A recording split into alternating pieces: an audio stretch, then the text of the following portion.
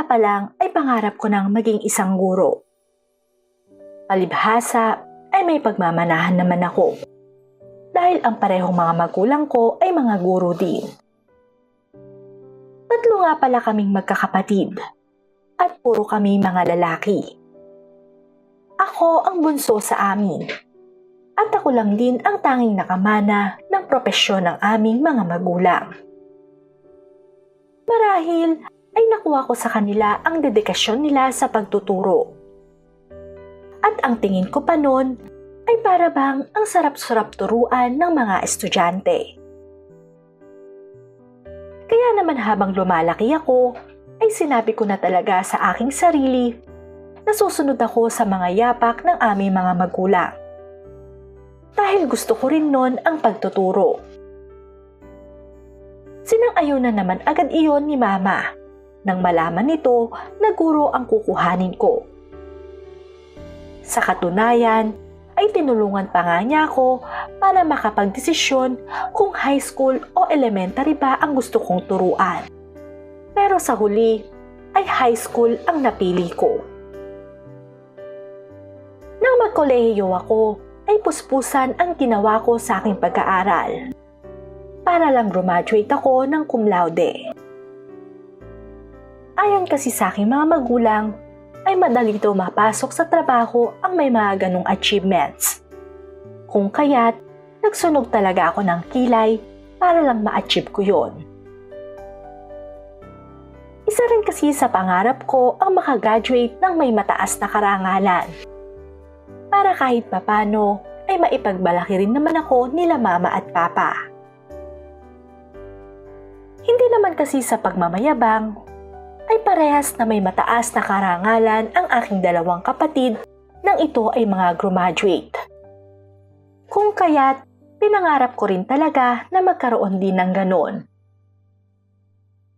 Kaya naman bahay at eskwelahan lang ang naging routine ko nung nag-aaral pa ako. At kahit pilit pa akong niyayaya ng aking mga kaibigan, ay hindi talaga ako sumasama. Dahil mas gusto kong mag-aral na lang noon sa bahay. Subalit kahit anong sikap at pagsusunog pa ng kilay ang ginawa ko, ay hindi ko pa rin nakamit ang pinakamimithi ko. Pero kahit na ganun, ay ramdam ko pa rin naman na naging proud sila Mama sa akin. Bukod doon, ay hindi yun naging hadlang para maabot ko pa rin ang aking pangarap. Sa katunayan nga, ay kahit hindi pa ako nakakapasa ng LET exam, ay nag-apply na ako noon bilang guro. Kahit pa, alam kong medyo may kababaan pa ang sweldo ko. Maswerte naman akong natanggap noon sa isang private school. At doon, unang nagturo. Nung una, ay medyo nahihiya-hiya pa nga ako sa aking mga estudyante. Dahil hindi pa ako masyadong sanay noon na humarap sa maraming tao. Pero habang tumatagal, ay unti-unti na rin akong nasasanay. Hanggang sa hindi ko na rin namamalayan na nag-e-enjoy na rin akong tinuturuan sila. Sa totoo lang, ay masaya ang maging guro. Pero nakakapagod itong trabaho. May mga pagkakataon kasing kailangan ko pang iuwi ang aking gawain sa bahay. Dahil hindi ko yon natatapos sa eskwelahan. Kaya naman halos gabi na rin ako kung nakakatulog. Sapagkat tinatapos ko ang aking mga dapat gawin. Tama ngang nakakapagod maging guro. Pero kapag nakikita kong natututo ang aking mga estudyante, ay nawawala naman ang pagod ko.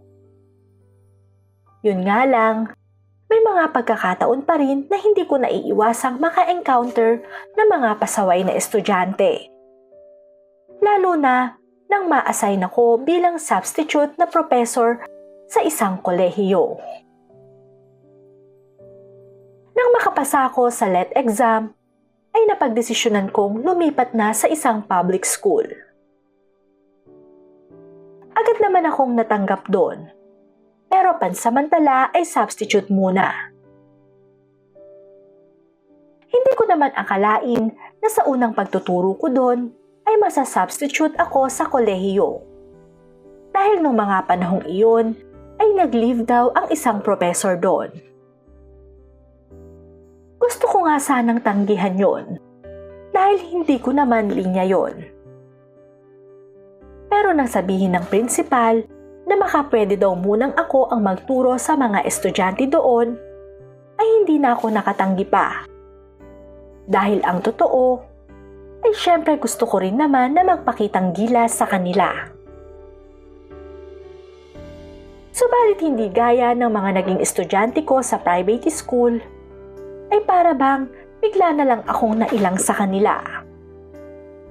Marahil ay nanibago siguro ko sa mga estudyanteng makakaharap ko. Medyo may edad na kasi ngayon ang hahawakan kong estudyante. At hindi ko alam kung paano ko sila i-approach. Ganun pa man, sinikap ko pa rin naman na tatagan ang aking loob. Nang sa ganun ay maayos akong makapagturo sa kanila. Ayoko rin kasing pagharap ko sa classroom ay mapansin nilang kakaba-kaba ako. At baka iyon pa ang maging dahilan ng pagkakaudlot kong maging regular teacher doon. Kaya naman nang magsimula ako sa aming klase, ay tinatagan ko talaga ang aking loob. Good morning, class. For now, I'm your Professor Melvin Santos, the substitute teacher of Mrs. Reyes. Pagpapakilala ko sa kanila. Nakita ko namang tila nagmulungan ang mga estudyante ko na para bang hindi gusto na mapalitan ko pansamantala ang kanilang guro. May ilan pa ngang nagtanong sa akin ng personal at buong puso ko naman iyong sinagot ng diretso. Sir, single pa po ba kayo? Tanong sa akin ng isa kong estudyante. Yes, I'm still single. Tugon ko naman sa kanila. Dahilan para magngitian ang mga ito. Noong mga sandaling yon ay hindi ko alam kung bakit gano'n na lang ang naging tinginan ng aking mga estudyante sa akin. Pakiramdam ko pa nga ay tila mga kinilig pa ang mga ito dahil sa aking sinabi. Kung sa bagay, hindi naman sa pagmamayabang ay masasabi kong may kagwapuhan rin naman akong tinataglay. Bukod doon ay may maganda pa akong pangangatawan. Mabilis na lumipas ang panahon. Hanggang sa naging maayos naman ang pagtuturo ko sa aking mga estudyante. Sa totoo lang ay medyo nahirapan talaga ako na hawakan sila. Dahil malaki ang pagkakaiba nila sa mga junior pa lang. Ganun pa man, nairaraos ko naman ng maayos ang pagtuturo ko sa kanila. Ngunit kahit ano yatang explanation ang gawin ko, ay may iba talagang estudyante na mahirap makapick up. Kaya naman palagi ko silang inire-remind na pag-aralan din sa bahay ang itinuturo ko. Nang sa ganon ay madali nilang maintindihan yon. Isa pa, para na rin may maisagot sila sa oras ng examination namin. Ayoko rin kasing dumating ang oras na may kailangan akong ibagsak sa kanila dahil hindi sila nakakasagot sa mga exam na ibinibigay ko. Ngunit sa araw-araw na nagtuturo ako, ay may bukod tangi akong estudyante na talaga namang hindi makasunod sa mga itinuturo ko. Kaya naman bago ko siya bigyan ng mababang marka, ay minabuti kong kausapin muna ito. Nang sa ganon ay malaman ko kung saan siya nahihirapan sa subject ko. Miss Ferrer, pwede ba kitang makausap after our class? Tanong ko sa aking estudyante habang sila ay nagwi-quiz sa akin. Ngumiti lang naman ito Pero sa simpleng ngiti niyang iyon, ay para bang may binulabog ito sa puso ko. Tila paginising niya ang natutulog kong damdamin na matagal-tagal na rin nang huli iyong tumibo. Hindi ko naman iyon pinansin. Pagkos ay nag-concentrate na lang ako sa pag-check ng papel ng mga nakayari ng nag-quiz. Ngunit nang kay Mia na ang aking tsinekan, ay wala pa rin naman itong improvement. Dahil 0 pa rin ang nakuha nitong score. Kaya naman pagkatapos nilang lahat na mag-quiz, ay pinaiwanan ko na muna si Mia. Hindi ko alam kung bakit ganun na lang ang aking naramdaman nang makaharap ko na ito. At ang nakatutuwa pa doon, ay para bang na mental block na lang ako. Sir, ano po ba ang pag-uusapan natin? Bakit niyo po ako pinaiwan? Tanong nito sa akin na siya namang nagbabalik ng wisyo ko. Miss Mia, napapansin ko kasing palagi na lang mababa ang nakukuha mong result sa quiz at exam sa subject ko. Ano ba ang problema? Ano ang hindi mo maintindihan doon? May pag-aalala kong tanong rito. Pasensya na po kayo, sir. Hindi ko lang po talaga maasikasong mag-aral. Gawa ng kailangan kong magtrabaho sa gabi. Tugon naman niya. So you mean you're a working student? Tumango lang naman ito. Ngunit nang tanungin ko muli sa kanya na kung saan siya nag-work, ay hindi na ito sumagot pa. Bagkos ay napansin kong tila iniba niya ang usapan. Ikwento nito na may sakit raw kasi ang mama niya, kaya kailangan niyang maghanap buhay para sa kanila. Wala naman daw siyang ama na magtataguyod sa kanila. Dahil bata pa lang daw siya, ay iniwanan na sila nito. Dahil naman sa nalaman kong yun, ay tila bigla na lang akong humanga sa dalaga. Kung kaya't, nag-offer na lang ako rito ng voluntarily na mag-tutor sa kanya. Para ako kahit paano, ay maintindihan niya ang itinuturo ko. Pumayag naman ito at nagkasundo kaming pupuntahan ko na lang siya sa bahay nila. Kaya naman pagkatapos ng klase ko, ay dumiretso na ako sa address na ibinigay ni Mia. Subalit nagulat na lang ako nang pagdating ko doon ay wala akong nadat ng tao. Nakailang tawag din ako mula sa labas ng bahay nila Mia bago ako nito pagbuksan.